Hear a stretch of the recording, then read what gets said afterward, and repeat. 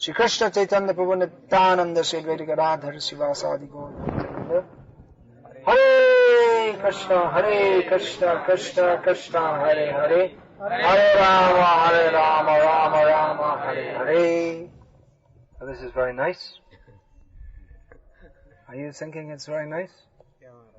We're sitting here in Dwaraka Dham with a nice view of the temple, just very short distance from the temple, and very pleasant breeze is blowing. Even though it's just the beginning of the hot season, we're not feeling hot. So from the material point of view, very pleasant. However, our aim of life is not to enjoy material happiness, but if it's there, we can also appreciate. It's not that because it's pleasant here, we should go and stick our arm in a pot of boiling water so as to experience some unpleasantness. If it's pleasant, we can appreciate this is Krishna's mercy. And if there's some unpleasantness, we can also appreciate it's all Krishna's mercy.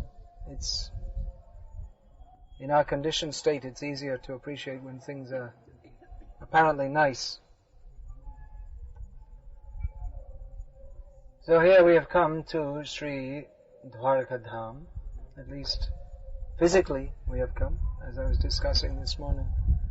Real entrance into the Dham means entrance into the spirit of pure devotional service. That is particularly the aim of the Krishna conscious movement. The Krishna conscious movement is preaching Krishna consciousness all over the world. There's consideration of quantity and quality in preaching. Quantity means we want as many people, many people to come chant Hare Krishna. Same time there's consideration of quality, that what level of commitment people are taking up Krishna consciousness with. Prabhupada several times said that everyone in India is Krishna conscious. But then you see Prabhupada put so much energy into preaching Krishna consciousness in India.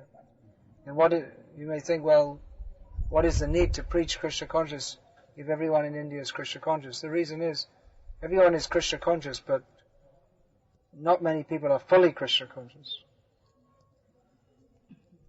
Bhaktivinoda Thakur used to speak of, he wrote of, Lokik Shraddha and Shastriya Shraddha. That means, Lokik Shraddha means ordinary faith. And Shastriya Shraddha means that which is based on knowledge from the scriptures. So Shastriya Shraddha, that if it is fixed up on the platform of service, you can understand what I'm saying? Okay. If that is fixed up on the platform of service, then that is very powerful for developing pure devotional service. Otherwise, by Lokik Shraddha, people just like we see in India and especially in Dwaraka Dham, people like to say Jai Shri Krishna, Hare Krishna, but they have no idea of what the proper understanding of pure devotional service is. They may have some idea, but generally not much, and mixed ideas and liable to be misled, and often have, despite a general inclination towards Krishna, still in many cases engaged in even apart from materialistic life, ordinary even materialistic life also, sinful life. I guess here there's not so much meat eating, although there's a lot of fish catching. A lot of fish are caught around here. Gambling, well, lottery is also gambling. Well, this silly common, this game they're playing, it's a stupid game. That's a kind of gambling. So illicit meat eating, illicit sex, intoxication, well, there's plenty of tobacco being chewed, smoked, and there are other forms of intoxication also. So people, they have an inclination towards Krishna, but to make that very strong, make that fixed, to come to the platform of pure devotional service, it's necessary to come to the platform of Shastriya Shraddha, that which is based on knowledge of the Shastra. And knowledge of the Shastra means that which is received in the Parampara system. Otherwise, we'll find, around here, there are people who have some knowledge of Shastra, but distorted, not very clear or proper understanding. They give, just like for instance, we were at this Prabhas. So there they were saying this is the place where Bhagavan got moksha. It means they don't understand what Bhagavan means. What is the meaning? Or there, in Big Dwaraka, I heard there was one priest, Panda, he was explaining to the people that, well, Krishna died by being shot in the foot because in his previous life as Ram, he had shot Vali in an improper way and killed him. So, in other words, they have some knowledge of Shastra. There's a gross misunderstanding and very offensive. They don't understand. No one understands, actually. Ajopi san avyayatma bhutanam ishvaropi san prakritim swamadhishtaya sambhavami atmamayaya. In Gita, Krishna says, I'm unborn and avyaya atma. That also, Krishna never dies. There's no question of Krishna dying. There's no question of his body deteriorating. But he appears, even though he's the supreme controller, he appears in this world through the agency of his Yogamaya energy, but he is always the Supreme Personality of Godhead. So I was just discussing that even from the material point of view, this is a very point. Seriously discussing the philosophy of Krishna consciousness, not many people like to hear. It means they're not very serious about Krishna consciousness, not very serious to advance. So that is always the danger, that Krishna himself speaks, first of all, in the form of Narayana, he gives the Vedas. And then again, he personally speaks Bhagavad Gita. And he sends so many acharyas, but he says that Krishna speaks and then the parampara system comes from Krishna. But Krishna says, Evang parampara praptam evang rajashyo viduhu. In this way, it means passed down from guru to disciple, just like from Krishna to Vivasvan and so on. So in this way, the knowledge is received in the parampara system and was understood as thus by the great Raja Rishis. But sakale neha mahata yoga nashta parantapa. In course of time, that knowledge of devotional service became spoiled. So how does that get spoiled? If that the knowledge is completely pure, spotless knowledge of Krishna, and it's being passed down in the parampara system, how does the system get spoiled? And what happens is that someone changes it. The knowledge, the pure knowledge is somewhat changed or reinterpreted, and that is called, when that becomes more intense, that is called dharma glani. And then Krishna comes whenever there is too much irreligion. Then Krishna comes to re-establish. But mostly, the tendency everywhere is to take the words of God and expect the blessings of God, but not want to follow the instructions of God. And to want the blessings of God for exactly that which He has come to save us from, namely material life. We're asking God, give us blessings for material life, but He is telling us, give up all this nonsense. He's telling us, Savadhaman Parityaja, and we're going to, you give up all this nonsense, and we're going to Krishna, please bless me so I can enjoy all this nonsense. So that's not very compatible with Krishna consciousness. Therefore people go to demigods, who themselves are compromised. The demigods themselves, they're devotees, but they're also compromised with material enjoyment. So people like to go to the demigods. But this is all a cheating religion. One person is cheating another.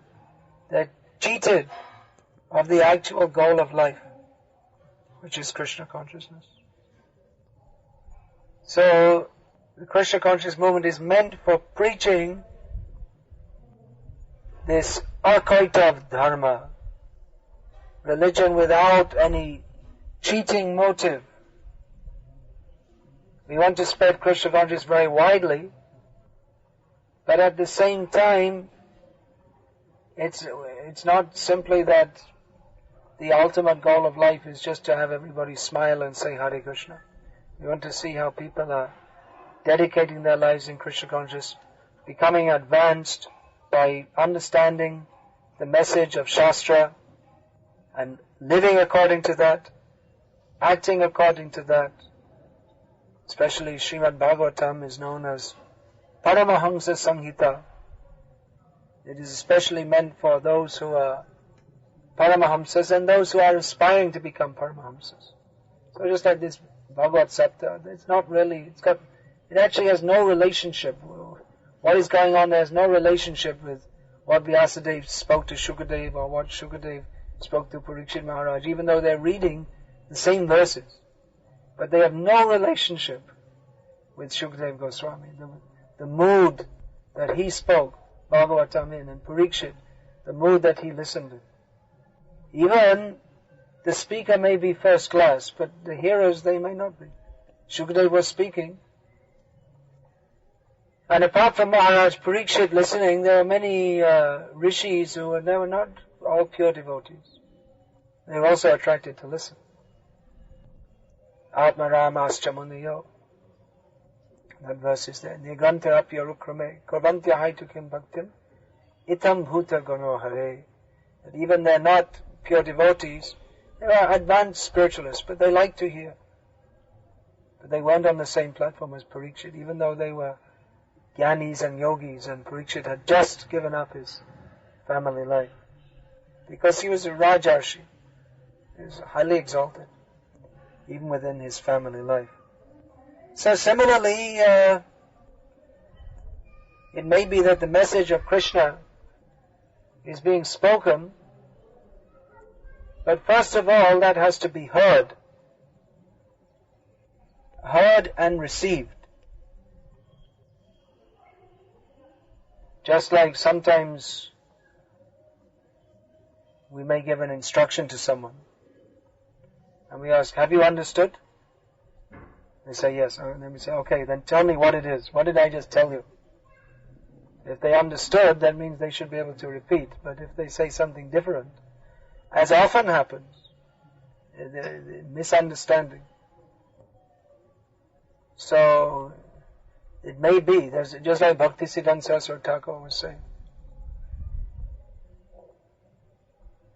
আমি বলছি তোমরা শুনছো কিন্তু আমাদের মধ্যে ফাঁক চলে যাচ্ছে. I'm speaking, you're hearing, but there is a gap between us. Gap means not physical gap. You can be very close, but you can be far away. We see that Prabhupada used to get the example of the mosquito and the king. The mosquito is sitting right next to the king, right on the king, right on his body. So even if you become a king or even if you become a Biela or whatever, still mosquitoes will bite you. They don't think, oh, Mr. Biela, I shouldn't bite him. They have no such consciousness. So they're very close. They could say, well, in my last life I was very close to Mr. Biela. Oh, really? Yes, I was a mosquito and I bit him. So very close, but what is the value of that closeness? So similarly, one may be very physically close,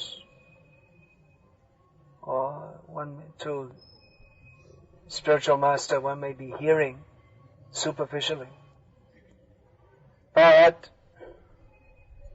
real closeness is Guru Mukha Paddabaka Chitete Kariya Oika Ana Kariya Manayasha. Prabhupada quoted this actually when he was discussing about himself. He said that so many of my godbrothers had so much association with Guru Maharaj, means Bhaktisiddhanta Saraswati, much more than I did. And they were sannyasis, renounced, very learned, had so much time for study compared to Prabhupada, who was busy maintaining his family. Not that Prabhupada wasn't learned, but he said that, how is it that this wonderful thing has happened to me? He said, if I examine, a wonderful thing happened to me means among all the disciples of Bhaktisiddhanta Saraswati, he was the one who was blessed to preach Krishna consciousness all over the world. He said, because if I examine, he said, that I can understand that only I, among all my godbrothers, had full faith in the words of my spiritual master. Then he quoted this, Guru Mukha Paddavaka. Several times he quoted this. That once one devotee came to Prabhupada and said that, well, some of our devotees, this is in France, some of our devotees in France, they're having visions that they can see some people who no one else can see. And the people, they're from a different plane of existence. And they tell them so many things that, yes, this Krishna conscious movement is very good and this is going to happen in future. And only they can see it and others can't see it. Prabhupada said, he didn't take that. He said it may be. You may be seeing such people.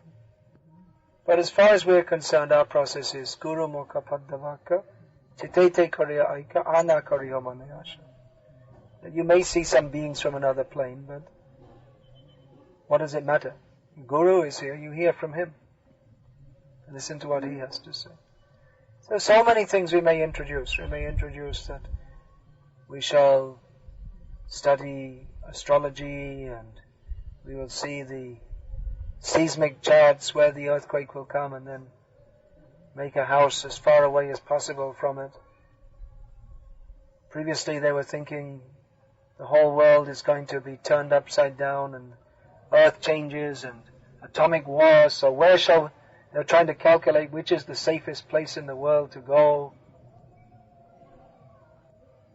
Some people, even in our movement, there was this whole thing of so many people were convinced. First of all, they said it was going to happen in 89 and then 1990, and they went through all the 1990s like this right up to the year 2000, and I think they gave up by now.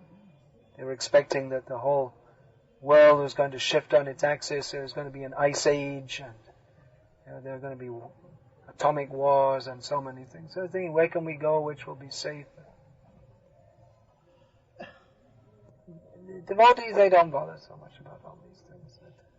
It may happen, it may not happen, but our duty is to serve Krishna. That's all.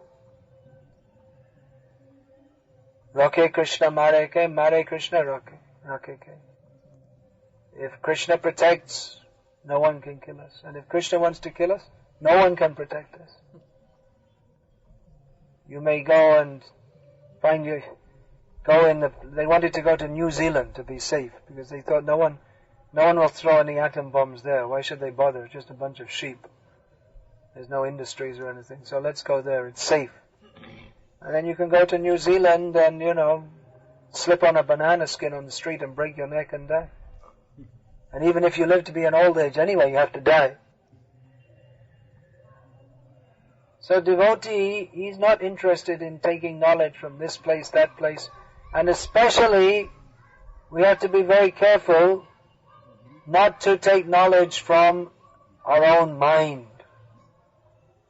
As the saying goes, that one who is his own guru has a fool for a disciple.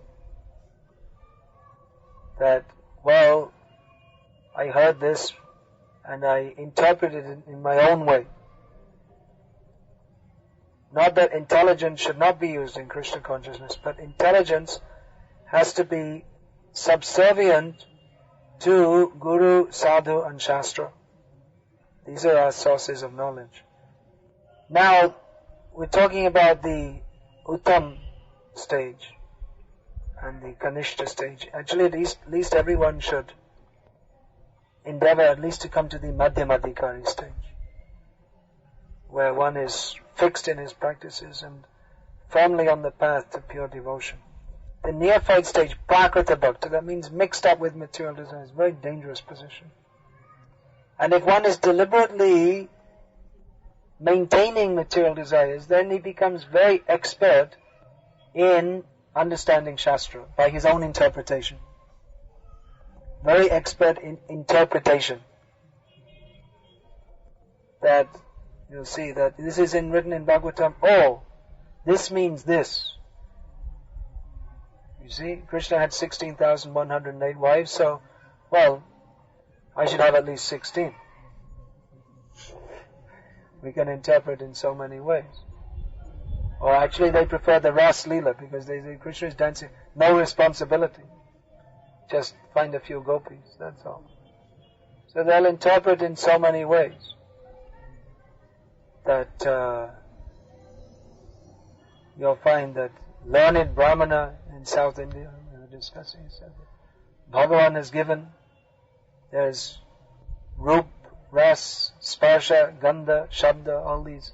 So they're all given, the ability to appreciate is given by Bhagavan, so we should enjoy all. But actually all these hearing, tasting, touching, feeling, smelling, that actually should be engaged in Krishna's service. That we understand by hearing from Shastra. Otherwise, the prakrita or the materialistic tendency is simply to try to enjoy this material world. So we should hear again and again from Shastra. What is the distinction between human life and animal life? What is actual human life? As I was saying, people, they don't like to hear this. They like to hear stories from Shastra. Become pious. Get some piety and then you can go to Swarga Loka. But this is not the aim of the pure devotees. Chaitanya Mahaprabhu has called it Vairagya Vidya, renunciation, knowledge. So that may seem very severe. But then material life is very severe. Material life means being born again and again and again. We don't take it seriously. We think, oh, okay, I'll be born again. What does it matter? We're so foolish. We got this human form of life, now we should very seriously apply ourselves to the process of Krishna consciousness. So this kind of outing, this is inspirational. It's meant to bring us together, that we're all, most of you are living in Baroda, so there's a gradually increasing congregation of devotees and we want to increase that numerically. We want more and more people to come. We want to have fun as a spiritual family together. So this kind of outing is very nice, and doing seva together in the temple is very nice. We don't say don't have social life, but you have social life based on Krishna in the center.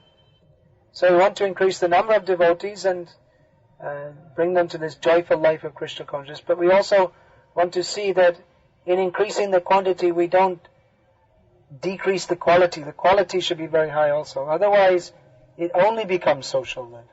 And that you can get anywhere. You can go to any satsang. They all have nice satsang, and then they meet and they chat and they drink tea and so many things. It's not... We don't want simply some materialistic society. This is international society for Krishna consciousness. So even everything is there. Families coming together, relating, being friends with each other. So that is there, but we have a transcendental motive to satisfy Krishna and to become Krishna conscious. So we have to maintain the gravity and the seriousness And especially this kind of Tirtha Yatra, we've heard that, what's the most important things? Bathing in the Gomti and Dwarkadish Darshan. But actually more important than that is hearing from sadhus. That's the main reason to go to a holy place, actually. Otherwise, that's stated in Bhagavatam, that yasyatma buddhi kunape tridhatuke swadhi kalatradishu bhoma ijjadi yat tirtha buddhi salalena karhi jijjaneshvabigeshu sa eva gokaraha. Who knows this verse? Who can give the translation? The one who does not listen from a sadhu. Yasyatma buddhi. He is equal to a gokara. Yeah, okay. What's the first line? Yasyatma buddhi kunape tridhatuke. Means? Atma buddhi. He considers himself to be the body which is made of cough, bile, mucus, bile and air. Swadhi kalatradishu bhoma ijjadi. Means?